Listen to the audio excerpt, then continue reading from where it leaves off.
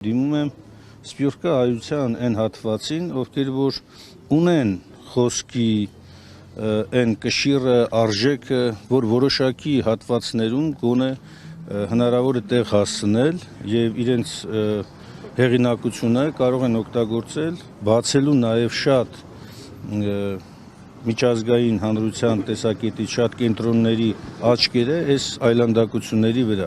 Առաջինը սա, երկրորդը հանրության մեջ ամենաակտիվ հատվածը, անկախ նրանից թե քաղաքական ինչ հայացքներ է կրում,